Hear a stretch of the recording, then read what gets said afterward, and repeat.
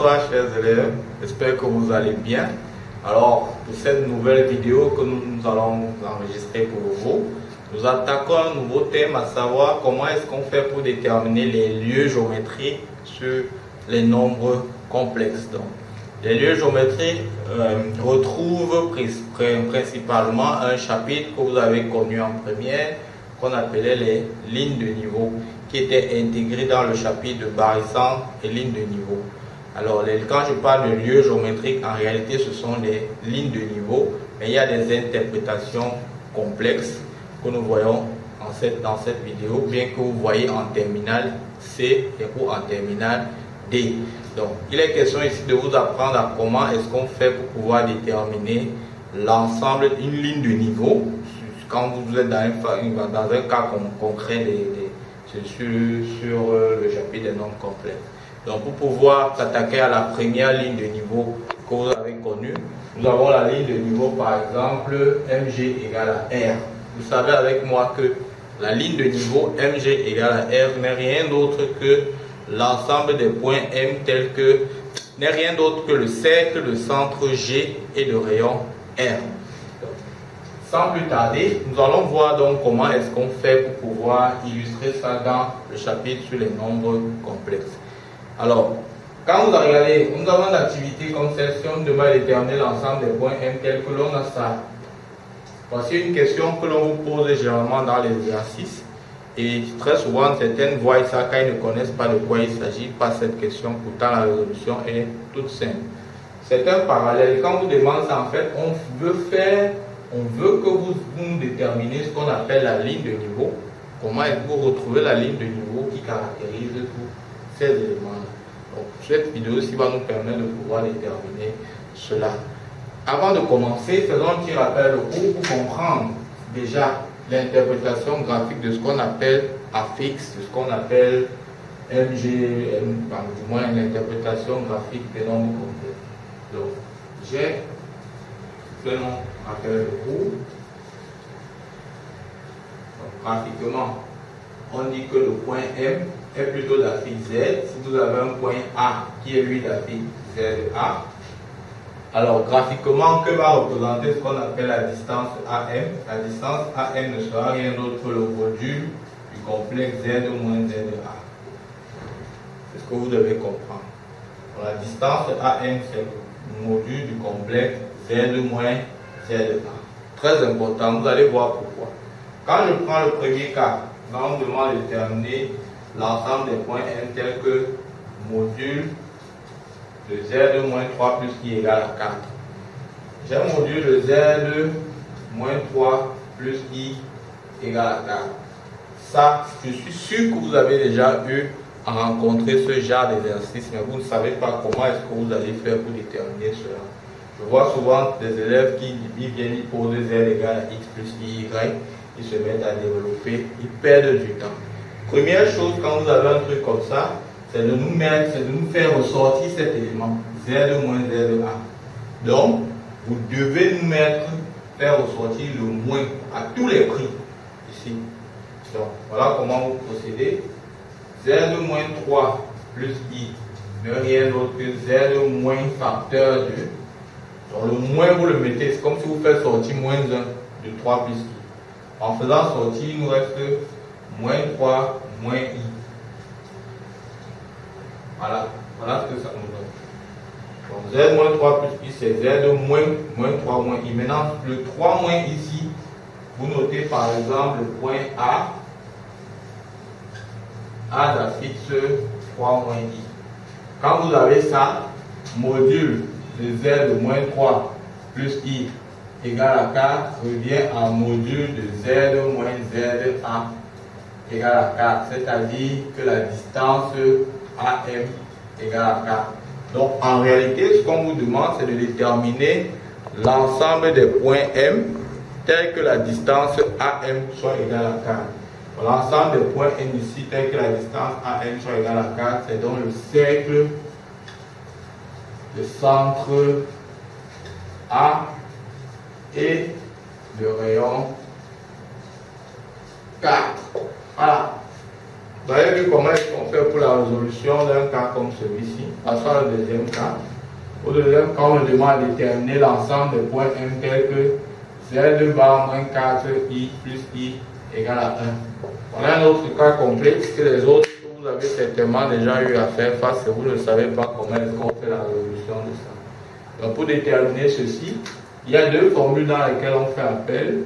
C'est la formule A bar plus B bar égale à A plus B, le tout bar. A et la deuxième formule qui est module de Z bar égale à module de Z.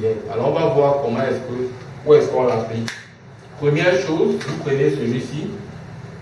L'objectif c'est toujours de faire remettre ça sous la forme Z moins Z bar. Comment est-ce qu'on procède? C'est Z bar moins 4 plus I.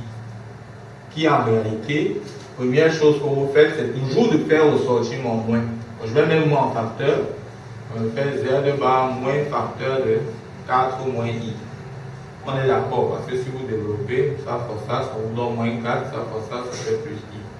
Maintenant, quand vous allez faire ça, vous devez mettre ceci parce que 4 moins I c'est le conjugué d'un nombre complexe, c'est le conjugué de 4 plus I. Donc, ça va faire Z bar moins 4 plus I, le tout bar. Maintenant, A bar plus B bar c'est A plus B le tout bar, ça vous fait Z moins 4 plus I, le tout bar. Module de Z égale à Z bar égale à module de Z, on tombe à Z moins 4 plus I.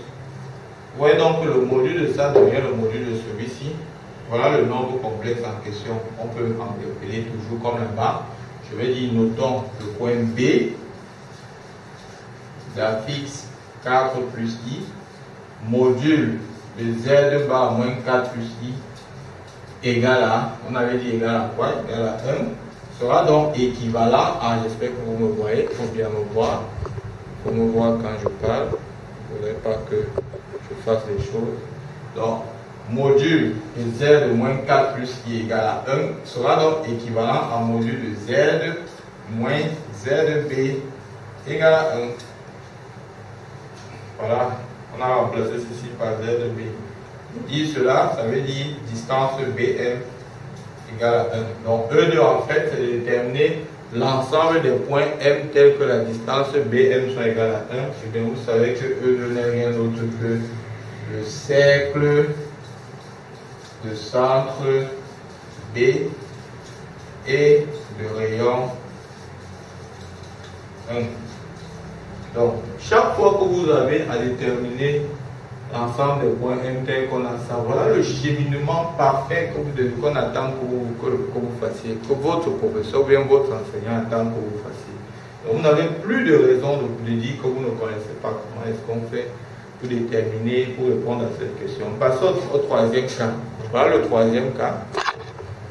En notre troisième cas, on nous demande de déterminer l'ensemble des points M tel que le module de 2i Z bar plus 4 plus 6i égale à 2. Voilà encore une autre question que l'on vous pose très souvent. J'espère que vous la voyez. Attaquons-nous donc à la résolution de ce type d'équation. Allons-y.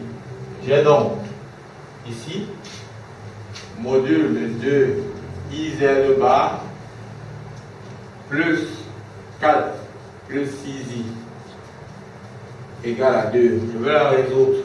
Je vais résoudre ça pour bien voir ici. Voilà. Première chose, je prends celui-ci, je dois le transformer. J'ai donc module de 2 iz bar plus 4 plus 6i. Vous faites quoi? Vous devez vous débarrasser de ce 2i. Donc je mets 2i en facteur pour tout le monde. Ça fait un module de 2i facteur de z bar plus 4 plus 6i. Le tout sur 2i. Voilà. Voilà, j'ai mis comme ça. Ce qu'il va faire en passant, ça fait un module de 2i en module de z bar plus 4 plus 6i sur 2i. Voilà. Certains peuvent me demander comment est-ce que je fais pour faire sortir cela. Il faut simplement savoir que la formule dit que le module de lambda z serait égal à valeur absolue.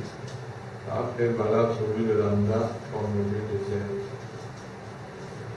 Voilà. Quand je dis donc module de 2i, ça va faire 2 fois le module de i qui fait 2 fois 1. Parce que le module de i c'est 1. Ça donne 2 fois module de Z bar plus, en simplifiant par 2, ça nous fait 2 plus 3i sur i. Voilà. Quand je conjugue, ça fait 2 module de Z bar moins 3, multipliant par moins i, ça va faire plus 3, moins 2i. Voilà. Voilà ce qu'on obtient. Maintenant qu'on est là, il y a le Z bar, vous avez vu le déroulé. On va exactement suivre ce schéma. On va dérouler de là. Donc, on cherche d'abord à mettre le moins en facteur. Je donne 2 fois module de Z bar moins 3 plus 2i. Sans arrêt, ça me fait 2 fois module de Z bar moins. Ça, c'est le conjugué de quoi? Le moins 3 moins 2i. Là, voilà. Qui va faire 2 fois module de Z moins 3 moins 2i. Là, qui donne 2 fois module de Z moins 3 moins 2i. Voilà. On est arrivé là un peu comme là-bas. Maintenant, on peut définir ce point comme étant un C. On va dire, notons le point C d'affixe moins 3 moins 2i. On obtient donc 2 fois module de Z moins ZC, qui n'est rien d'autre que 2 fois Cm. Donc, en reprenant le haut, module de 2IZ bar plus 4 plus 6i égale à 2 nous donne quoi? Il faut que vous voyez bien, il ne faut pas perdre quelque chose de vue. Regardez ici. Voilà. Ça va nous donner quoi? Eh bien, ça va nous donner 2 fois distance MC égale à 2, c'est-à-dire distance MC égale à 1. Et on revient à notre première ligne de niveau ici, parce qu'il est question de déterminer l'ensemble des points M tels que MC égale à 1. Vous convenez avec moi que E3, donc dans ce cas, est le cercle, le centre C et le rayon 1. Terminé. Voilà comment est-ce qu'on fait pour pouvoir déterminer, donc résoudre ce type de questions. Quand vous êtes face à ce type de questions, voilà le schéma. Vous avez maintenant la vidéo qui peut vous permettre de pouvoir réviser en tout temps, en toute heure, si vous avez une perte de notion par rapport à cela. Je vous remercie et je vous dis à très bientôt pour de nouvelles vidéos.